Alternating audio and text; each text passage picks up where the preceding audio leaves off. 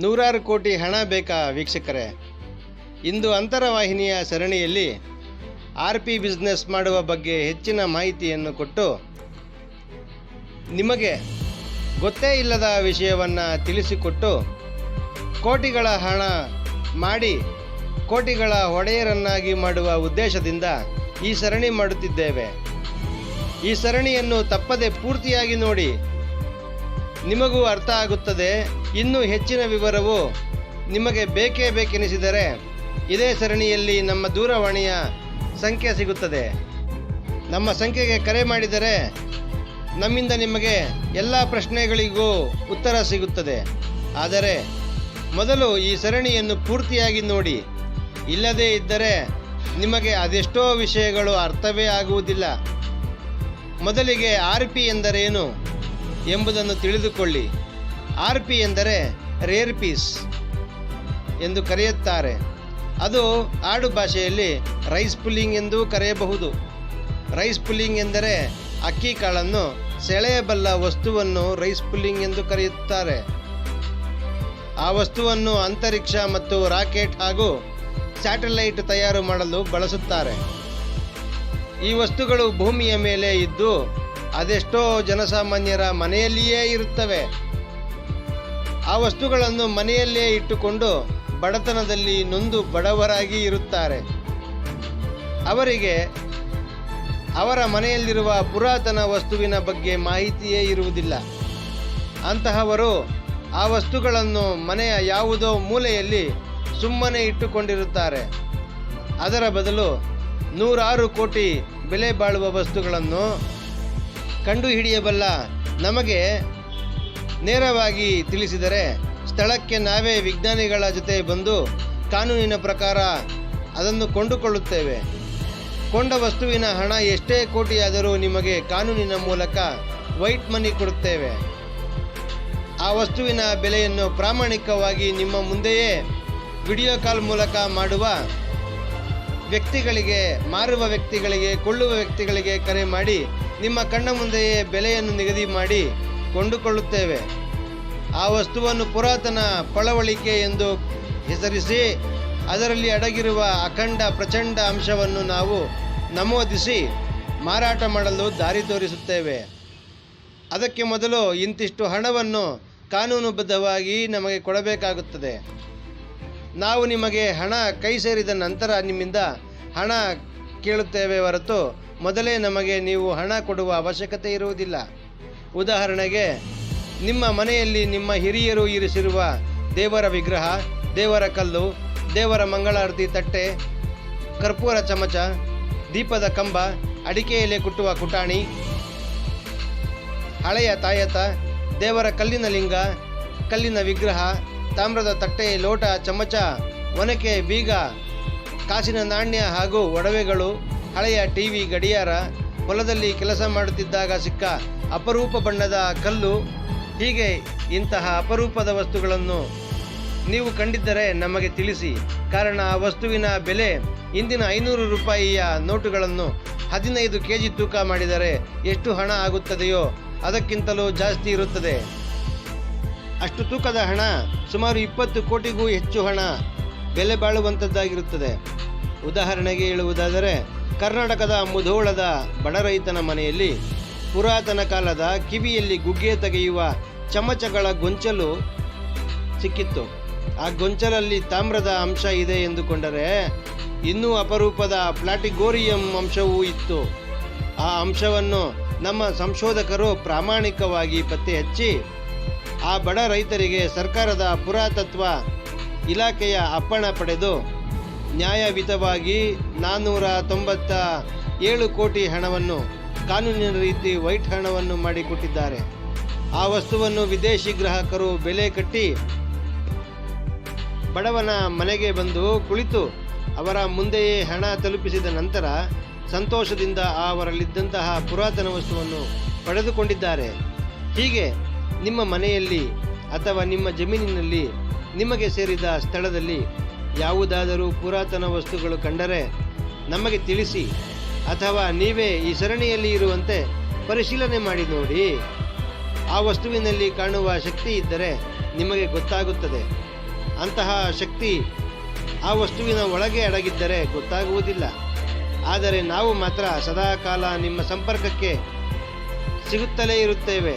ತಕ್ಷಣ ಹಳೆಯ ಯಾವುದೇ ವಸ್ತು ಕಂಡರೂ ನಮಗೆ ಕರೆ ಮಾಡಿ ತಿಳಿಸಿ. ಆಗ ನಾವೇ ಸ್ವತಃ ಬಂದು ವಸ್ತುವನ್ನು ನೋಡಿ ಆ ವಸ್ತುವಿನ ಆಕಾರ, ಆಕರ್ಷಣೆ ಮತ್ತು ಅಂತರಾಳದ ಶಕ್ತಿಯನ್ನು ಕಂಡು ಹಿಡಿಯಬಲ್ಲ ವಿಜ್ಞಾನಿ ತಂಡವನ್ನು ಕರೆದುಕೊಂಡು ಬಂದು ಆ ವಸ್ತುವಿನಲ್ಲಿ ಅಡಗಿರುವ ಅಂಶವನ್ನು ಪರಿಶೀಲನೆ ಮಾಡಿಸುತ್ತೇವೆ.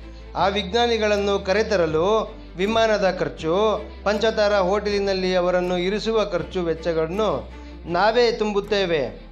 ನಂತರ ನಿಮ್ಮ ವಸ್ತುವಿನ ಬೆಲೆ ನಿಗದಿ ಮಾಡಿ ಸರ್ಕಾರದಿಂದ ಒಪ್ಪಿಗೆ ಪತ್ರವನ್ನೂ ಕೊಡಿಸಿಕೊಟ್ಟು ಆ ಪತ್ರಕ್ಕೆ ತಗಲುವ ವೆಚ್ಚವನ್ನೂ ಸಹ ನಾವೇ ಭರಿಸುತ್ತೇವೆ. ನಂತರ ಆ ವಸ್ತುವನ್ನು ಖರೀದಿಸಿಕೊಳ್ಳುವವರನ್ನು ನಾವೇ ಹುಡುಕುತ್ತೇವೆ. ಅವರನ್ನು ಕರೆದುಕೊಂಡು ಬಂದು ನಿಮಗೆ ನ್ಯಾಯಯುತವಾದ ಹಣವನ್ನು ಕೊಡಿಸಿದ ನಂತರ ತಾವು ನಮಗೆ ಕೊಡಬೇಕಾದ ಖರ್ಚು ವೆಚ್ಚವನ್ನು ಕೊಡಬಹುದು. ನಂತರ ನಿಮ್ಮ ನಡುವೆ ಪರ್ಸೆಂಟೇಜ್ ಕಮಿಷನ್ ಒಪ್ಪಂದ ಮಾಡಿಕೊಂಡು ನಿಮಗೆ ವೈಟ್ ಮನಿ ತಲುಪಿದ ನಂತರ ನಮಗೆ ಕೊಡುವ ಕಮಿಷನ್ ಹಣವನ್ನು ವೈಟ್ ಮನಿ ಮೂಲಕ ಕೊಟ್ಟರೆ ಸಾಕಾಗುತ್ತದೆ. ನಿಮಗೆ ಒಪ್ಪುವಷ್ಟು ಸಮಂಜಸವಾದ ಹಣ ಕೊಡಿಸುವಲ್ಲಿ ನಾವಂತೂ ಕಷ್ಟಪಡುತ್ತೇವೆ.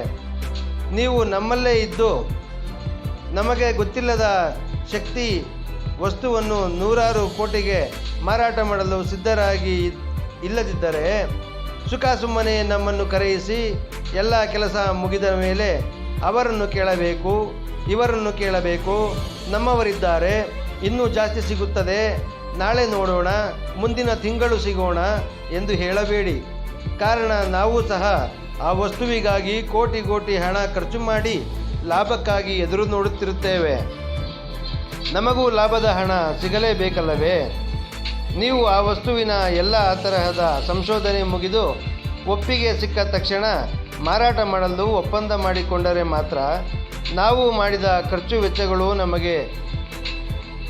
ನೀವು ನಿಮ್ಮಿಂದ ಕೊಡಲು ಸಾಧ್ಯವಾಗುತ್ತದೆ. ಇಲ್ಲದಿದ್ದರೆ ನಮಗೂ ಕಷ್ಟವಾಗುತ್ತದೆ. ಮತ್ತೊಂದು ವಿಷಯ ಏನೆಂದರೆ, ನಾವು ನಿಮ್ಮಲ್ಲಿರುವ ವಸ್ತುವನ್ನು ನಿಮ್ಮ ಸ್ಥಳದಲ್ಲಿಯೇ ನಿಮ್ಮ ಮತ್ತು ನಿಮ್ಮವರ ಎದುರಲ್ಲೇ ಪರಿಶೀಲನೆ ಮಾಡಿಸುತ್ತೇವೆ. ಹಾಗೂ ನಿಮ್ಮನ್ನು ಆ ವಸ್ತು ಇನ್ನೆಲ್ಲಿಗೋ ತರುವಂತೆ ಸೂಚನೆ ಕೊಡುವುದಿಲ್ಲ. ಪ್ರತಿ ಹೆಜ್ಜೆಯೂ ನಿಮ್ಮ ಸ್ಥಳದಲ್ಲೇ ನಡೆಯುತ್ತದೆ ಹೊರತು ಬೇರೆ ಸ್ಥಳದಲ್ಲಿ ನಡೆಯುವುದಿಲ್ಲ.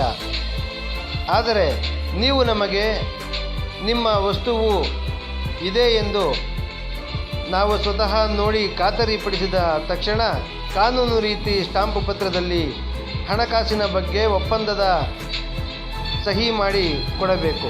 ನಂತರ ನಾವು ನಿಮ್ಮಿಂದ ಆಗುವ ಖರ್ಚನ್ನು ನಾವೇ ಮಾಡಿ ಟ್ಯಾಕ್ಸ್ ರಸೀದಿಯ ಮೂಲಕ ಖರ್ಚುಗಳನ್ನು ನಿಮ್ಮ ಹೆಸರಿನಲ್ಲಿ ಮಾಡುವ ಎಲ್ಲ ಖರ್ಚುಗಳ ಬಿಲ್ಲುಗಳನ್ನು ಸಹ ಗಾಜಿನ ಅಳತೆಯಲ್ಲಿ ಕಾಣುವಂತೆ ಪ್ರತ್ಯಕ್ಷವಾಗಿ ಖರ್ಚು ಮಾಡುತ್ತೇವೆ.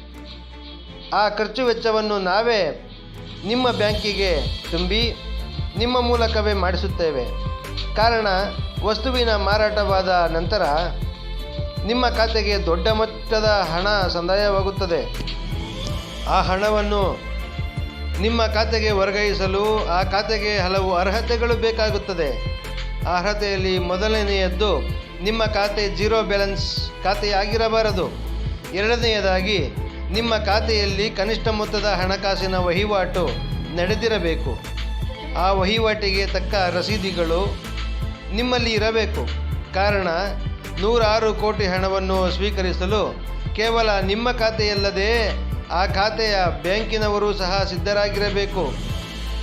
ಅದು ಅತಿ ಹೆಚ್ಚು ದೊಡ್ಡ ಮೊತ್ತದ ಖಜಾನೆಯಾಗಿರುತ್ತದೆ. ಆ ಹಣವನ್ನು ನಿಮ್ಮ ಬ್ಯಾಂಕಿನವರು ಇಟ್ಟುಕೊಂಡು ಕಾಪಾಡುವಷ್ಟು ಉತ್ತಮ ರೀತಿಯ ರಕ್ಷಣಾ ಸಿಬ್ಬಂದಿಯನ್ನು ಹೊಂದಿರಬೇಕು. ನಂತರವೇ ಆ ಮೊತ್ತದ ಹಣ ನಿಮಗೆ ಸುಲಭವಾಗಿ ಸಿಗುತ್ತದೆ. ಇಷ್ಟೆಲ್ಲ ಹೇಳಲು ಕಾರಣವೇನೆಂದರೆ, ಆ ಹಣವು ವಿದೇಶದಿಂದ ಬರುವಂತಹ ಹಣವಾಗಿರುತ್ತದೆ. ಇಂತಹ ಹಣವನ್ನು ಅದ್ಯಾವುದೋ ಸಣ್ಣ ಪುಟ್ಟ ಗ್ರಾಮೀಣ ಬ್ಯಾಂಕ್, ಸಹಕಾರ ಬ್ಯಾಂಕ್ಗಳಿಗೆ ಪಡೆದುಕೊಳ್ಳಲು ಸಾಧ್ಯವಾಗುವುದಿಲ್ಲ. ಅದಕ್ಕಾಗಿ ಅಂತಾರಾಷ್ಟ್ರೀಯ ನಿಯಮಗಳು ಇರುತ್ತವೆ. ಆ ನಿಯಮಗಳನ್ನು ಪಾಲಿಸುವ ಬ್ಯಾಂಕಿನಲ್ಲಿ ಮೊದಲೇ ಅಕೌಂಟ್ ಓಪನ್ ಮಾಡಿಕೊಂಡರೆ ನಿಮಗೆ ಉತ್ತಮ ಹಾಗೂ ನಮಗೂ ಉತ್ತಮವಾಗುತ್ತದೆ.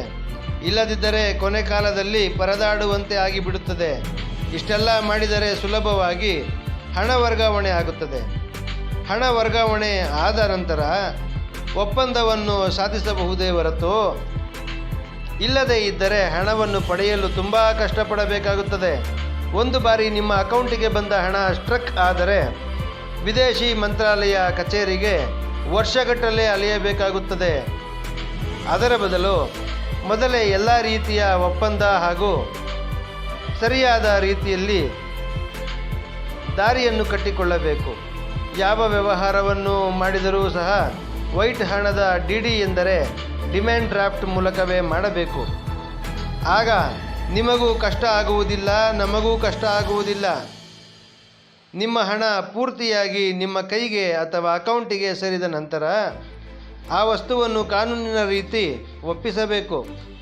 ಮತ್ತೊಂದು ಮುಖ್ಯವಾದ ಸೂಚನೆ ಈ ಮೂಲಕ ತಿಳಿಸುವುದೇನೆಂದರೆ, ಈ ವಸ್ತು ನಿಮ್ಮದೇ ಆಗಿರಬೇಕು. ಹಾಗಂತ ಸಾಕ್ಷಿ ಪುರಾವೆ ಏನು ಬೇಕಿಲ್ಲ. ಆದರೆ ಕಾನೂನುಬದ್ಧವಾಗಿ ಸ್ಟಾಂಪ್ ಪೇಪರ್ ಮೇಲೆ ಹೆಬ್ಬೆರಳಿನ ಮುದ್ರೆ ಹಾಕಿ ದೃಢೀಕರಣ ಪತ್ರ ಮಾಡಿಕೊಟ್ಟರೆ ಸಾಕು. ವ್ಯವಹಾರವನ್ನು ಪ್ರಾರಂಭಿಸುವಾಗಲೇ ಈ ಸಂಶೋಧನೆಯಲ್ಲಿ ನಿಮ್ಮವರು ಯಾರ್ಯಾರು ಇರುತ್ತಾರೆ ಅವರನ್ನು ಬಿಟ್ಟು ಬೇರೆ ಯಾರೋ ಇರುವುದಿಲ್ಲ. ಮಧ್ಯದಲ್ಲಿ ಮತ್ಯಾರೋ ಸೇರಿಕೊಳ್ಳುವ ಹಾಗಿಲ್ಲ. ಬೇಕಾದರೆ ನೀವು ಪ್ರಾರಂಭದಲ್ಲೇ ಕಾನೂನು ಪತ್ರ ಬರೆದು ಕೊಡುವಾಗಲೇ 50 ಜನರನ್ನು ಸೇರಿಸಿಕೊಳ್ಳಿ. ಅವರ ಆಧಾರ್ ಕಾರ್ಡುಗಳ ಜೆರಾಕ್ಸನ್ನು ಅಂಟಿಸಿ. ಆದರೆ ಅವರನ್ನು ಬಿಟ್ಟು ಬೇರೆಯವರು ಮಧ್ಯದಲ್ಲಿ ಸೇರುವಂತಿಲ್ಲ. ಕಾರಣ, ನಾವು ಅವರಿಗೆ ಮೊದಲಿನಿಂದ ಹೇಳಿ ಒಪ್ಪಿಸಲು ಕಷ್ಟವಾಗುತ್ತದೆ. ಕೆಲವರಿಗೆ ಅರ್ಥವೂ ಆಗುವುದಿಲ್ಲ. ಆಗ ಹಲವರು ಕುಚೇಷ್ಟೆಗಳನ್ನು ಮಾಡಿ ಪ್ರಾರಂಭಿಸುತ್ತಾರೆ. ನಮಗೆ ಆಗ ವ್ಯವಹಾರ ಕಿತ್ತು ಹೋಗುತ್ತದೆ. ಆ ವಸ್ತುವಿಗಾಗಿ ಸಾಕಷ್ಟು ಹಣವನ್ನು ಖರ್ಚು ಮಾಡಿರುತ್ತೇವೆ. ಆದ್ದರಿಂದ ಈ ರೀತಿ ನಿಬಂಧನೆ ಇದ್ದು, ಕೊನೆಯ ನಿಬಂಧನೆ ಏನೆಂದರೆ ವಿಡಿಯೋ ಕಾಲಿಂಗ್ ಮತ್ತು ವಿಡಿಯೋ ರೆಕಾರ್ಡ್ ಮಾಡಿಕೊಳ್ಳಬಾರದು. ಕಾರಣ, ಇದೊಂದು ಪ್ರಚಂಡ ಶಕ್ತಿಯಾಗಿರುತ್ತದೆ.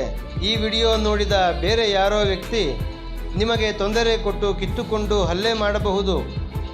ಇದೇ ಕಾರಣಕ್ಕೆ ಸಂಶೋಧನೆಯಲ್ಲಿ ಅಮೂಲ್ಯವಾದ ವಸ್ತು ಇದೆ ಎಂದು ಸಾಬೀತಾದ ತಕ್ಷಣ ದೃಢೀಕರಣ ಪತ್ರದ ಜೊತೆ ಕೇಂದ್ರ ಸರ್ಕಾರವೇ ನಿಮ್ಮ ಮತ್ತು ನಿಮ್ಮಲ್ಲಿರುವ ವಸ್ತುವಿಗೆ ಶಸ್ತ್ರಾಸ್ತ್ರ ಇರುವಂತಹ ಪೊಲೀಸ್ ರಕ್ಷಣೆಯನ್ನು ಕೊಡುತ್ತಾರೆ.